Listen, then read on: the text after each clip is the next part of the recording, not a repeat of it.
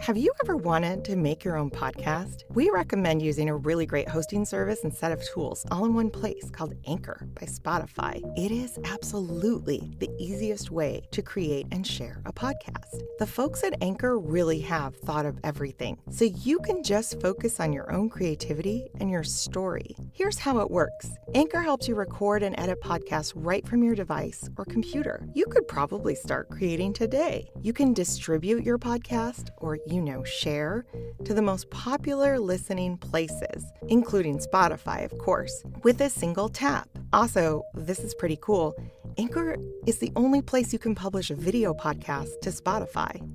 With Anchor, creators can even earn money in a variety of ways, including ads like this one and podcast subscriptions. And best of all, Anchor is free. Download the Anchor app or go to anchor.fm to get started.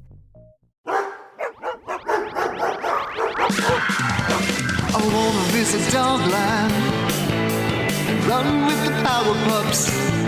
You got to love their style and how they never, ever, ever give up. Who loves dogs? Who loves dogs? We rise to the challenge. No one here is average. We are the power pups. You know we never, ever, ever give up. Dogs, dogs, you love dogs. Dogs, dogs, you love dogs.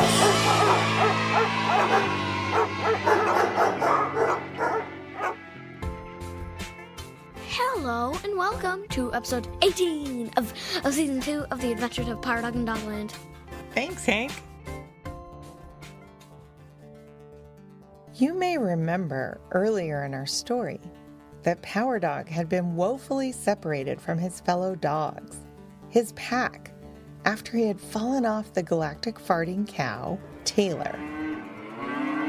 But it would seem that the Dogmos was on his side, as he'd had a vision of his ancestor, Lahikamihu, as well as many beings from around the Dogmos.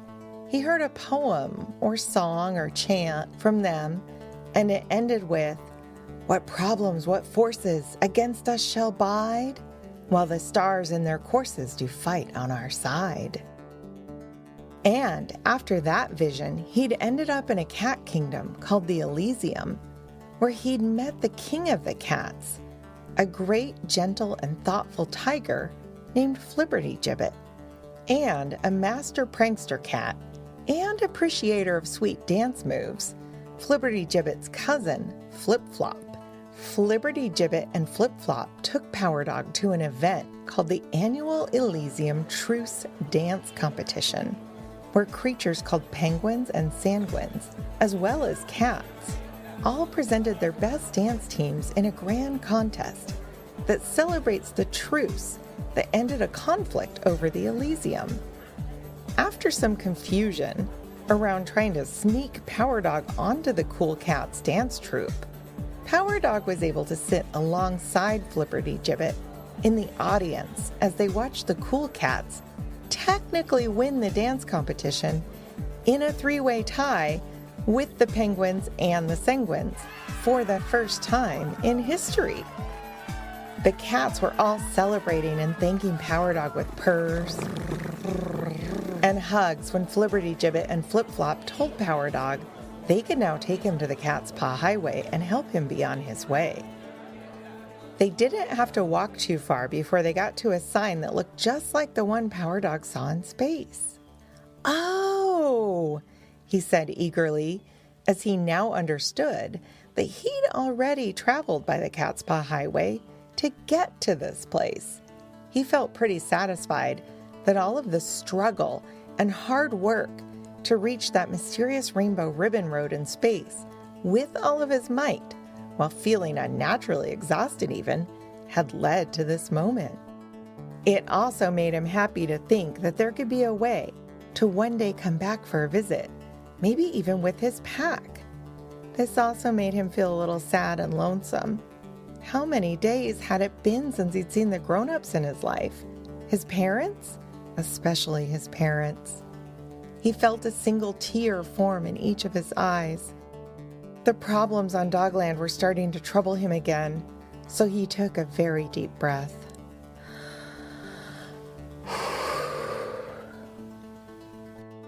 "I know that time is of the essence," said Flibbertigibbet, "and that is unfortunate, as I can tell that it would be wonderful to have you stay longer as our guest. I admire your curious nature and open heart, Power Dog." "Yeah, and those dance moves of yours would be quite popular here in the Elysium," added Flip Flop. "Oh, thank you," Power Dog beamed. "But yes, I do need help as quickly as possible. I'm very worried about how my brother and cousins are doing, if they made it to Draconis, if we will get answers and help for Dogland." Flibbertigibbet went over to a beautiful tree covered in giant glassine bubbles. He examined the bubbles, poking a few with his gigantic outstretched paw, and then plucked one out of the tree and rolled it back and forth from one paw to the other. It shimmered in the sunlight and looked quite beautiful, with hints of rainbow oil sparkling ever so subtly. Flibbertigibbet placed the beautiful bubble over Power Dog's head and poked it a couple more times, this time with a claw, and it just wobbled. Power Dog felt confident that it was strong and resilient. Flibbertigibbet watched Power Dog adjust to the bubble and said, "Yes, Power Dog, you can do so much good, and you can be like this bubble. You don't have to pop when you get poked." Power Dog nodded and thought again of introducing Flibbertigibbet to President Sandals, which put a huge smile across his face. Flibbertigibbet nodded his head, held the shiny glowing gem in his golden necklace above his head in his paws, closed his eyes, and hummed. Power Dog looked down and noticed the gem in his necklace was also glowing, and he gasped. Flip Flop grinned a most pleased grin and said, "Ah, yes, cat magic. You get to keep that necklace too, Power Dog. May it help you wherever you travel." Flibbertigibbet smiled, opened his kind tiger eyes, and said, "The galactic leg of the Katzpah Highway is ready for you, Power Dog." Power Dog beamed and danced a little jig. The bubble around his head playfully wobbled to and fro. Flip Flop laughed and clapped his paws and joined Power Dog with a little fancy footwork of his own. He put out his arms for a group hug, and both Power Dog and Flibbertigibbet obliged. Then Flibbertigibbet said, "Okay, Power Dog, stand here." Power Dog nodded and stood in the middle of the road. "Now," said Flibbertigibbet, "think about going to Draconis, and think of reuniting with your brother and cousins." "Okay," said Power Dog. He closed his eyes tightly and pictured Fetcher and Taffy and Tuffy and Taylor, and he imagined Draconis, picturing every dragon he'd ever met yet, and especially Comet, who disappeared so quickly with Lupo on their back. Flibbertigibbet watched carefully and then said, "Now, you turn around 3 times and say, 'Katzpah Highway, Katzpah Highway, Katzpah Highway. Take me where I want to go.'" The great tiger turned slowly in a circle to show Power Dog exactly what to do. Power Dog watched Flibbertigibbet intently, nodded, and said, "Katzpah Highway, Katzpah Highway, Katzpah Highway. Take me where I need to go." As he turned around and said the words and watched Flibbertigibbet turn around slowly as well, he noticed a new sticky note on the king's back. He focused his super enhanced vision on it and read, "The note on your back is even funnier." Right before disappearing with a whoosh. Whoosh. And well, dear listeners, I'm not sure if you noticed, but Power Dog, who was sure that he'd paid attention very, very well, actually said, while turning around 3 times, Cat's Paw Highway, Cat's Paw Highway, Cat's Paw Highway, take me where I need to go. That's right, he said need instead of want.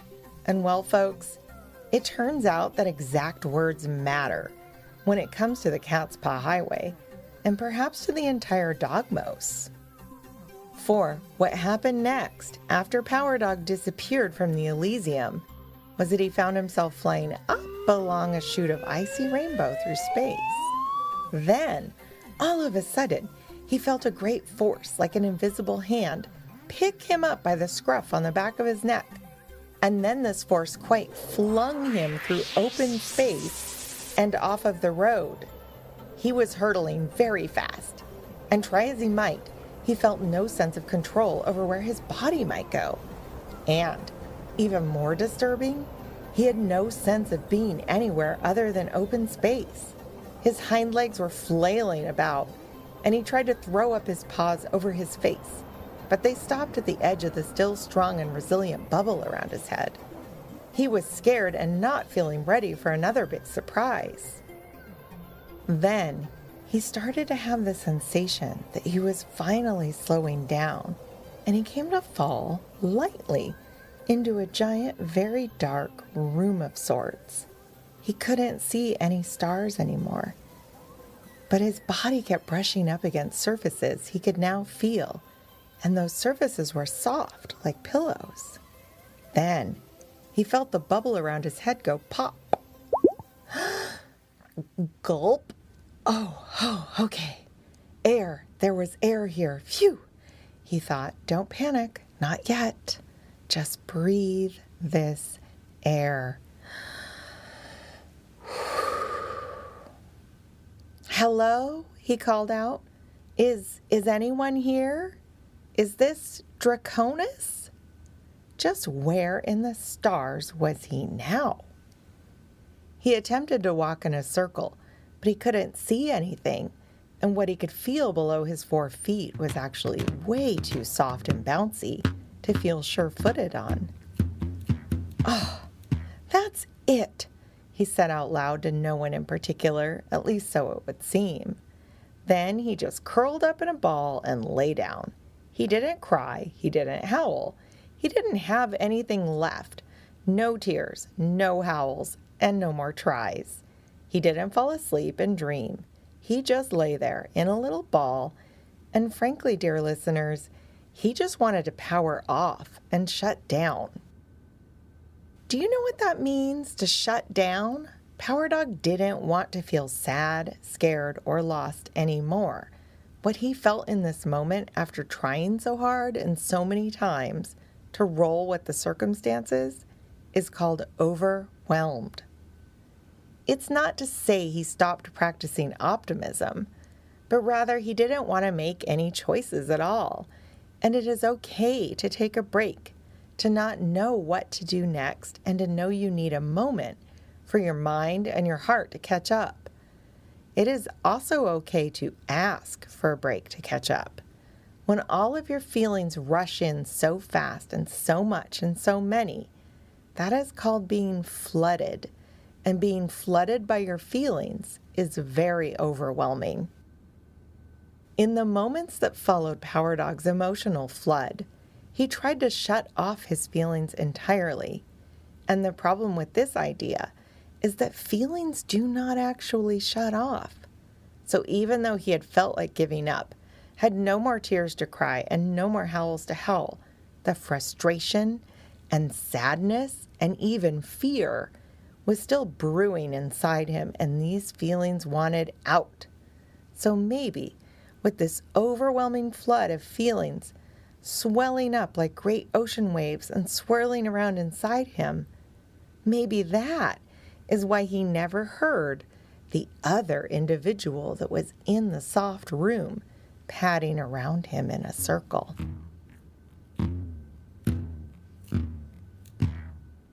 And he was in such a terrible state that when this individual brushed up against him, it scared the stuffing out of him, and he flipped around and kicked the individual with his hind legs and with immense Power Dog force.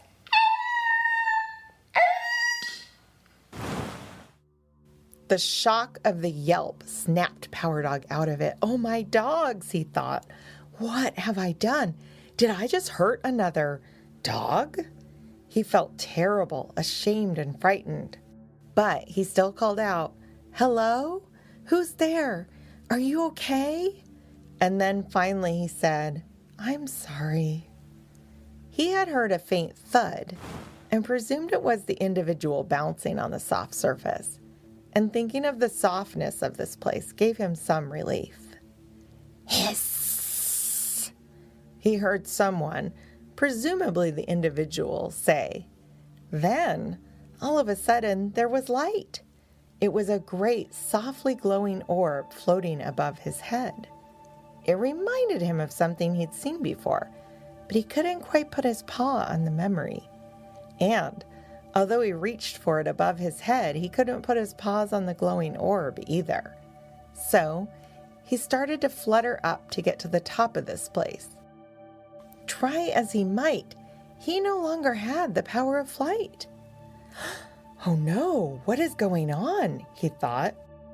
He looked around in the shadows of the room, and then he saw what seemed to be a small orange furred foot sticking out from behind dark, soft, pillowy objects. And the little foot appeared to be wearing a small, silky, black slipper. Power Dog recognized the little slipper almost immediately. "Hey!" said Power Dog, as he felt himself become quite cross. In fact, he was so angry he even surprised himself. His face felt hot, and he wanted mostly to dive after that foot and just bite down on that slipper that now wriggled exactly like its mate had when Tuffy had wrestled it from Lupo's foot. But he didn't dive, and he didn't bite. He fumed, he growled a little, and he bared his teeth. "Show yourself, you traitorous, rotten, mean, dragon-stealing stinker," he barked angrily. He didn't care what he'd been told and taught his entire life. He was sick of all of this, and all of it felt a lot like Lupo's fault. He was so mad that he forgot he probably almost certainly kicked Lupo into that pile of pillows mere seconds ago. The foot stopped moving, the pillows didn't move, and it was as quiet as space in this place. Then there was a voice, and it seemed to be coming from far above. Power Dog couldn't make out who it belonged to, but the voice said, "Hello, dogs. Please, do no harm to one another. No kicking, no picking, no fighting, no biting. You are in Time Yin, and you will not be released until you work together to pass the test." What? It was only then that Lupo popped their head out from behind the pillows and did a little hop to stand defiantly on all 4 feet, tail sticking straight back and fur bristled along their spine. Power Dog looked at Lupo and narrowed his eyes into a glare. Lupo glared back at Power Dog, wearing just the one slipper, a silky black jacket, and a mask. Lupo's eyes were shining unnaturally ice blue from behind the mask, as if they might glow in the dark. The voice interrupted their staring, or maybe glaring, contest. "You will be released when you are ready, and when you are as one." As one? As one, the voice repeated calmly. "So, is this Draconis, then?" Power Dog asked both the voice and Lupo. Lupo smirked and replied, "Is being smart just not one of your powers? Power Dog. They already said Time Yin, not Draconis." Power Dog looked at Lupo sharply and said, "If you're so smart, then why don't you explain what that even means?" And then he bared his teeth again. He was scared of the voice above and guided by the voice inside him, enough to not act on his urges, but he really, really wanted to tackle Lupo. "I have already scouted this place," Lupo said with a satisfied smirk. "I have excellent vision in the dark, and I know that yin means low energy.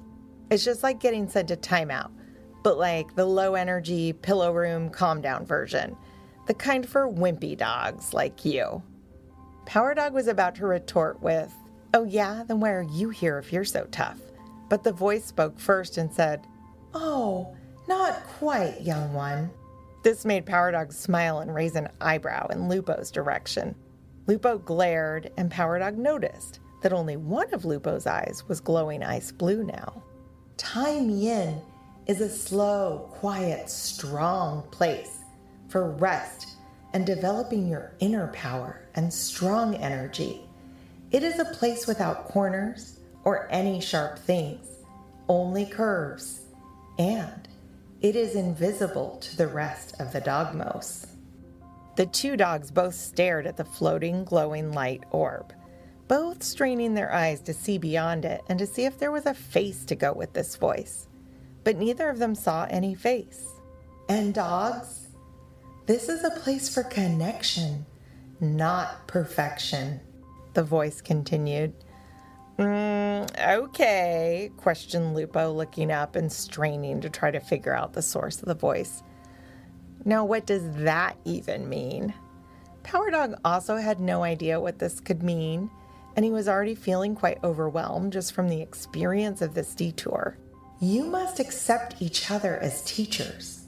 In Time Yin, you have no quarrels, no enemies. You have only lessons and teachers. Connect and be well. After sitting and wondering in silence for quite some time, Lupo broke the silence in what seemed like classic Lupo form and said, "Well, this stinks. I'm taking a nap. Wake me up when it's over." Then they promptly curled up on the pile of pillows they were previously mostly under and closed their eyes. Power Dog sighed, watching Lupo, then looked around the soft place without any corners and only curves and said quietly, "For once, I agree with you. This does stink. Stinker." "You're the stinker," Lupo whispered without opening their eyes and with the slightest smirk upon their lips. Power Dog didn't feel shut down anymore. He felt annoyed, tired, and frustrated. But luckily, he also felt curious again. And he now didn't want to just call it quits like Lupo. The voice had, after all, given them a bit of a riddle or puzzle to solve, and there was light to see by. He could at least explore, and that's exactly what he did. At first, it was very hard to walk around in this soft, bouncy place. But after just a few steps, and even a few missteps and scrambles, Power Dog started to adjust and even enjoy the bouncy floor beneath his feet, and the lack of corners in the soft, pillowy walled room. Every time he bounced or wobbled closer to the walls, he started to see the outlines of pictures or letters, and this piqued his curiosity even more. They were so faint and so soft, and in this soft light, hard to see. He strained his eyes and studied them so closely that they seemed to become more blurry and almost disappear. "What magic is this?" he asked out loud. "All the magic is gone. It's all gone. It's all lies," said Lupo sleepily without opening their eyes. Power Dog looked over at Lupo, surprised by the sleepy, non-confrontational, and practically conversational tone.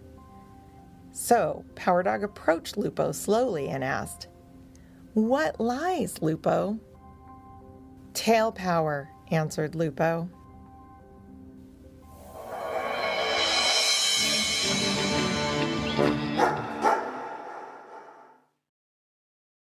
All right, that's it for now. We will continue this story in our next episode. Now I'm joined by my co-author, my kid, Hank. Hi, Hank. Hello. Okay, are you ready for a joke? What do you call a very silly space traveler? What? An astronaut.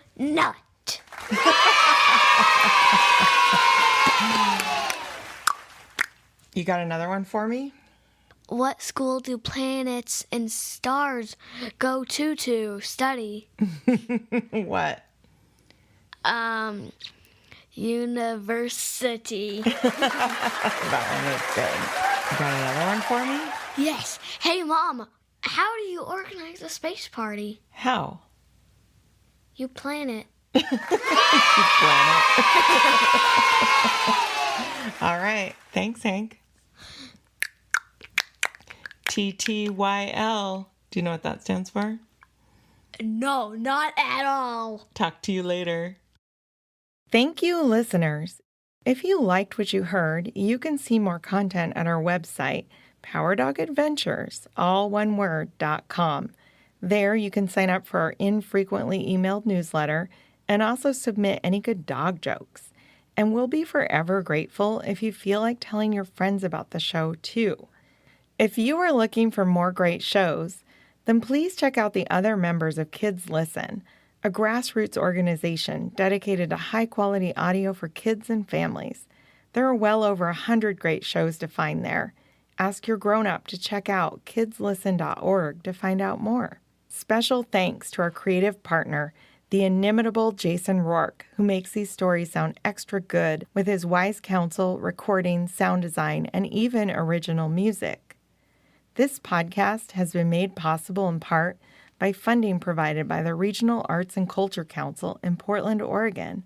Thank you, RAC. It has been made even more possible by listeners like you. Thank you so much for your support, and extra big thanks to our Patreon patrons who get early access to all of our episodes ad-free, as well as goodies and merch and birthday shout-outs at any level of support. We are not joking even a little when we say we could not do this without you. The Adventures of Power Dog and Dogland is created in the ancestral lands of the Cowlitz, Multnomah, Kathlamet, Clackamas, Tumwater, Tualatin Kalapuya, Wasco, Molalla, Watlala, bands of the Chinook, and other indigenous nations and tribes of the first people who made their homes along the rivers here in what is now called Portland, Oregon. And special thanks to our own Granny and Gramps who helped us write and record our Power Dog theme song that you'll hear at the end of the episode. Hey, Granny and Gramps, what key did y'all say that's in? It's in D for Dogland.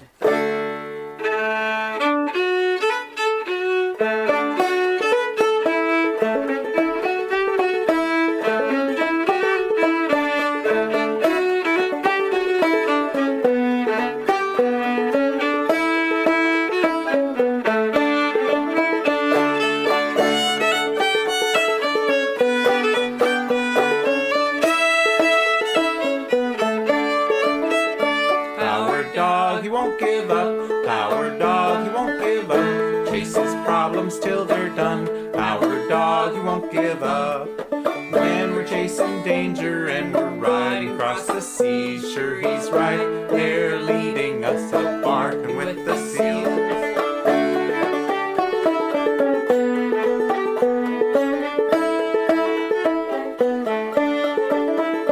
Power dog, he won't give up. Power dog, he won't give up. Chases problems till they're done. Power dog, he won't give up. When we're chasing trouble and we're riding across the stars, sure he's right there beside us, just holding our paws.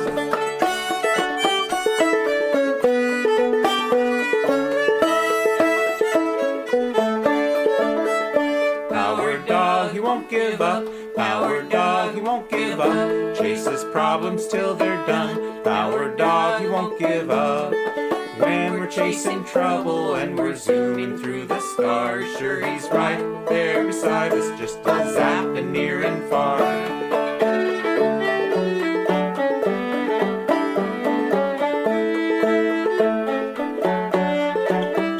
Power dog, he won't give up. Power dog, he won't give up. Chases problems till they're done. Power dog, he won't give up. When we're bugging a volcano or we're straddling a storm, Power dog is right beside us at every little turn.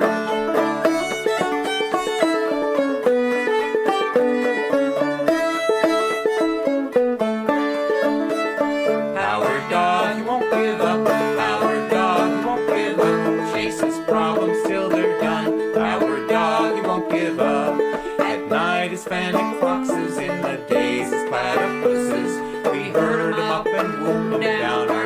who's right beside us.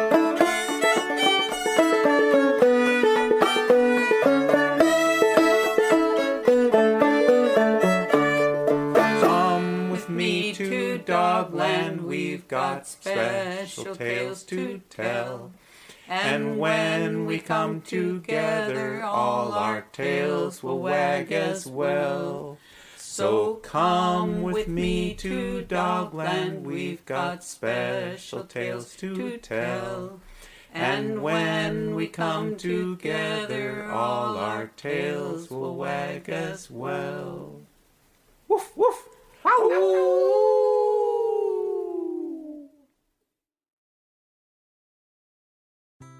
Hi all, we're Kids Listen.